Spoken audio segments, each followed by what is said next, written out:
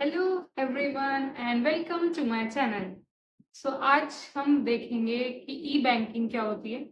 ई banking को थोड़ा सा समझने की कोशिश कर लेते हैं। वैसे काफ़ी नोन टर्म्स है काफ़ी बच्चों के लिए, but I am talking for class 11 students basically, क्योंकि उनके सिलेबस में है बिजनेस सर्विसेज चैप्टर में।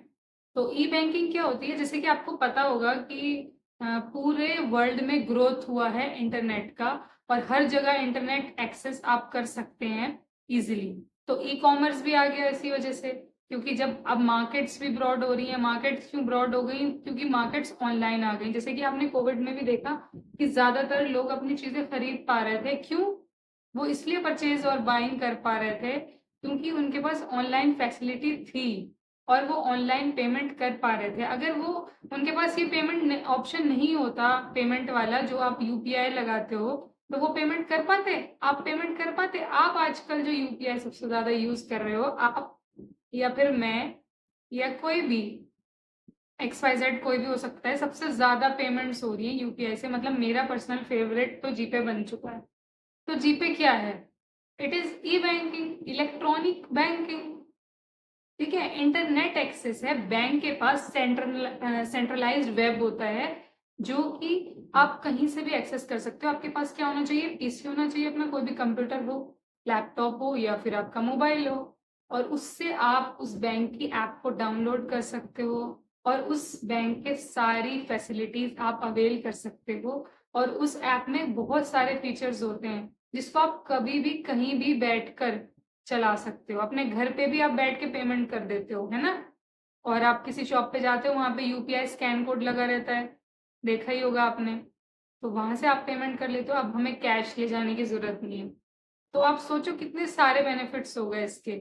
आप एनईएफटी कर सकते हो, आप आरटीजीएस कर सकते हो, और इसमें आपका आ गया एटीएम मशीन्स जो होती हैं। और जब आप बैंक्स में जाते होंगे, आप देखते होंगे वहां पर काफी सारी मशीन्स लग चुकी। ई बैंकिंग उसको ही बोला जाता है कि वहां पर आप नोट गिनने के लिए आपके पास मशीन है। वहां पर आप अपने अकाउंट को चेक कर सकते हो, आप कितना आपके पास किसी ने पेमेंट दी है, अगर आप सेलर हो तो कितना आपके पास पेमेंट आया। ठीक है, आपने अगर कुछ खरीदा तो आपने कहाँ पे किस डेट पर कितना अमाउंट पे करा, वो भी आप चेक कर सकते हो अगर आपने शॉपिंग करी है कहीं से। तो this has become easy due to internet banking. अगर इंटरनेट बैंकिंग नहीं होती तो ये सब पॉसिबल नहीं हो पाता, जो कि 24/7 आप कुछ भी खरीद सकते हो। इवन आप फूड भी ऑर्डर कर सकते हो। आप अपने घर बैठे बैठे फूड ऑर्डर कर सकते हो ई बैंकिंग की मदद से। ई बैंकिंग ही वो कमाल है जो हो गया है, और इसकी मदद से आप कितने सारे फायदे उठा सकते हो। और आप एटीएम मशीन ले लीजिए, अगर आपको कैश भी निकालना है तो आप जाएंगे और एटीएम से आप निकाल सकते हैं, है ना? बस उसके लिए कैश होना चाहिए।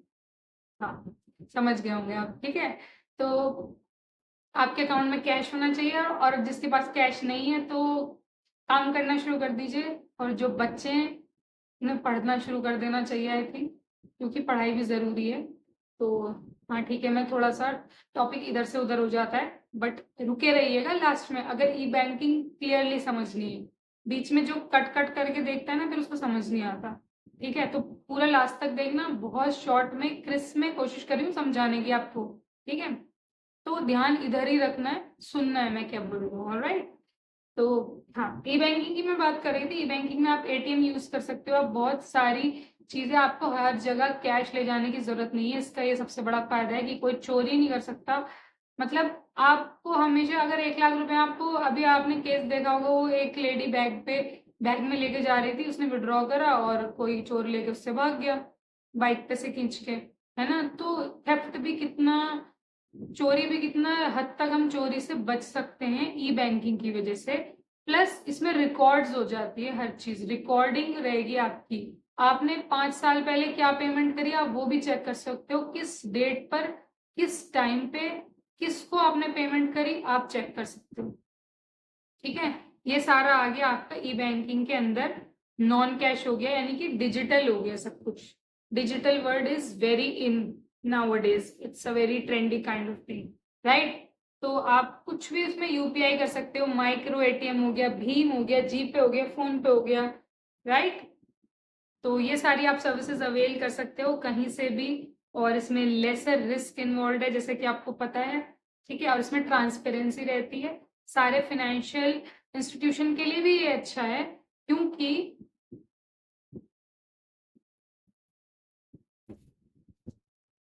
यस, और मैं आपको ये बोल रही थी कि आप ये देखिए बैंक्स की कितनी हेडक कम हुई है। बैंक को जैसे जैसे कस्टमर्स बढ़ रहे हैं, बैंक को भी अगर ये ई बैंकिंग नहीं आता तो बैंक को भी तो अपनी ब्रांचेस ओपन करनी पड़ती और ज्यादा, और फिर उन ब्रांचेस को मैनेज करने के लिए जो लोग हायर करने पड़ेंगे वो अलग, फिर उनकी पेमेंट जाएगी, फिर उस इंस्टीट्यूशन को मैनेज करना भी एक टास्क होता है। ठीक है, तो जितनी जितनी आपकी रिक्वायरमेंट बढ़ेगी, पॉपुलेशन बढ़ेगी, या जो भी सिक्योरिटी और फिनेंसिस की नीड बढ़ती जाएगी मार्केट के अंदर या सोसाइटी में या कंट्री में, कुछ भी कह लीजिए, तो वहां पे बैंक्स की रिक्वायरमेंट बढ़ जाएगी। तो उसके लिए आपको फिजिकली बैंक जाने की जरूरत नहीं, और बैंक को भी फिजिकली आपके पास आने की जरूरत नहीं है। वो आपको वहीं से ही सारी फैसिलिटीज प्रोवाइड कर सकते हैं, इवन बेटर, और वो एवरीडे बेटर पे बेटर ही होता जाएगा। जैसे कि आप अगर आईसीआई बैंक को यूज कर रहे हैं, आप उसकी ऐप पे देखते होंगे, आप वहां से आप कोई पॉलिसी भी ले सकते हैं। ठीक है, अगर आपको एफडी करानी है आप एफडी करा सकते हैं उसी ऐप के थ्रू ही, आपको वहां नहीं जाना, वो सारी गाइडलाइंस आपको भेज देंगे, शेयर कर देंगे। इससे उनका भी कॉस्ट, ट्रांजैक्शन कॉस्ट भी कम होती है उनकी, और उनके भी सारे एक्सपेंसेस, काफी सारे एक्सपेंसेस बच जाते हैं इससे। तो ई बैंकिंग ने हमारे टाइम, एफर्ट सबको सेव करा है। ठीक है, और टाइम पे ये काम हो जाता है। जैसे कि मुझे अभी पेमेंट चाहिए ना, अभी इस कहीं से भी, कंट्री के बाहर से या कंट्री से कहीं से भी मुझे पेमेंट चाहिए तो मुझे अभी मिल जाएगी वो पेमेंट, है ना।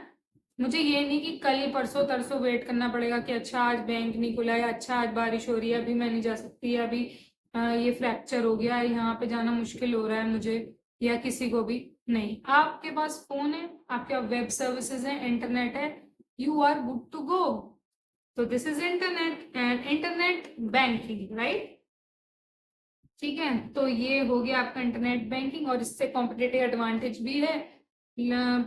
It provides competitive advantage to the bank, bank को भी एक कॉम्पिटेटिव एडवांटेज मिलती है, उसे और चीजों पे फोकस करने का मौका मिल जाता है, और वहीं के वहीं वो क्लाइंट्स से, अपने जो भी उनके कस्टमर्स हैं उससे वो फीडबैक भी ले सकते हैं, हेल्प एंड क्वेरीज भी ले सकते हैं उस ऐप के थ्रू, ठीक है, या अपनी वेबसाइट के थ्रू। और आप किसी भी टाइप का अकाउंट खोल सकते हैं, आप डीमेट अकाउंट खोल सकते हैं, आप ट्रेडिंग कर सकते हैं, राइट, आप करंट अकाउंट खोल सकते हैं फॉर बिजनेस, आप सेविंग अकाउंट खोल सकते हैं, आप कोई भी पॉलिसीज ले सकते हैं, आप इंश्योरेंस, आप हर चीज को मैनेज कर सकते हैं online with E banking, right. I hope मैंने आपको ई बैंकिंग ठीक से डिलीवर कर दिया, तो होपफुली आपको समझ आ गया होगा। तो मिलते हैं नेक्स्ट वीडियो में किसी नए टॉपिक के साथ, एंड इस चैनल को लाइक कर देना, शेयर कर देना और सब्सक्राइब कर देना, और पढ़ लिया करो यार, क्योंकि पढ़ाई भी जरूरी है, राइट।